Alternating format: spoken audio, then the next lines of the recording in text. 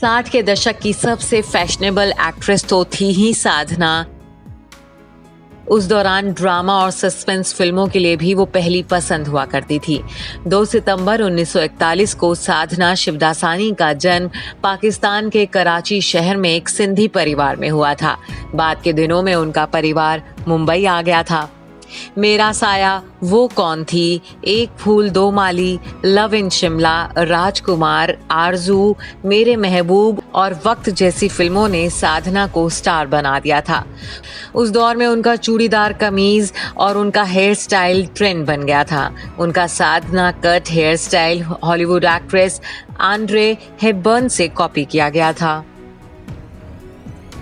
दरअसल साधना का माथा बहुत चौड़ा था और उनकी फिल्म लव इन शिमला के डायरेक्टर R.K. नैयर ने उन्हें ये हेयर स्टाइल अपनाने को कहा था। साधना ने उनकी बात मानी और इंडियन फिल्म इंडस्ट्री में नया हेयर स्टाइल शुरू कर दिया। अपनी पहली ही Hindi film love in Shimla की शूटिंग के दौरान साधना को फिल्म के डायरेक्टर R.K. नैयर से प्यार हो गया था। तब साधना की उम्र सिर्फ 16 साल की थी और R.K. नैयर 22 साल के थे। नाबालिग साधना का ये प्यार उनकी मम्मी को मंजूर नहीं था। साधना के मम्मी पापा अपनी इकलौती बेटी की शादी सिंधी परिवार में ही करना चाहते थे। उनकी मां ने R.K. नैयर को कानूनी कार्रवाई की धमकी दी और साधना का पीछा छोड़ देने को कहा गया। R.K. नैयर डर गए और उन्होंने उनकी बेटी का साथ छोड़ दिया। लेकिन कुछ साल बाद नैयर साधना की जिंदगी में फिर आ गए। एक्टर राज कपूर ने साधना और R.K. नैयर को फिर से एक किया, लेकिन साधना की मम्मी अब भी इस प्यार के विरोध में थी। वो चाहती थी कि उनकी बेटी की शादी राजेंद्र कुमार की तरह हैंडसम दिखने वाले किसी शख्स से हो। लेकिन इस बार साधना को उनके पापा का सपोर्ट मिला और उन्होंने 6 मार्च 1966 को फिल्म मेकर R.K. नैयर से शादी कर ली। शादी के बाद साधना फिल्मों से संन्यास ले लेना चाहती थीं। उन्होंने एक परफेक्ट हाउसवाइफ बनने के लिए कुकरी क्लासेस ज्वाइन कर ली।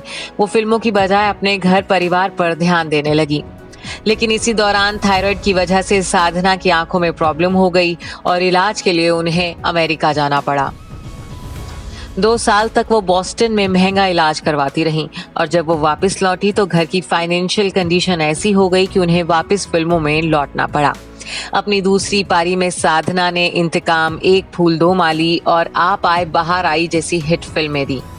साधना अपना परिवार चाहती थी, लेकिन एक मिसकैरेज के बाद वो कभी मां नहीं बन पाई और इस वजह से साधना और उनके पति R.K. नैयर में तलाक की नौबत तक आ गई थी। लेकिन बाद में R.K. नैयर ने साधना को मना लिया।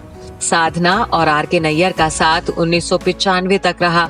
सांस की बीमारी के बाद R.K. नैयर चल बसे और साधना अकेली रह गईं। वक्त के साथ साधना का रंग रूप बदलने लगा और बाद के दिनों में वो पब्लिक में आने से भी बचने लगी। लंबे समय तक साधना की कोई तस्वीर नहीं आई। खूबसूरत साधना बहुत बदल गई थी। साल 2014 में साधना रणबीर कपूर के साथ एक फैशन शो में नजर आई थी। कुछ साल पहले साधना का नाम प्रॉपर्टी विवाद में कई बार उछला। सिंगर आशा भोसले की किराएदार थी साधना और आशा ने उन पर अपने बंगले के गार्डन पर कब्जा करने का आरोप लगाया था। इससे पहले साधना का विवाद यूसुफ लकड़ावाला नाम के शख्स से भी हुआ था। यूसुफ साधना के पड़ोसी थे और साधना ने उन पर जान से मारने की धमकी का आरोप लगाया था। साधना इस मामले में अकेली पड़ गई थी। ऐसे में सलमान खान ने उनका पूरा साथ दिया था। आखिरी दिनों में साधना अपनी सहेलियों आशा पारेख, वहीदा रहमान, हेलन और नंदा के साथ अक्सर दिखती थी। 25 दिसंबर 2015 को साधना का निधन हो गया था। साधना लंबे समय से बीमार चल रही थी। Bureau report E24।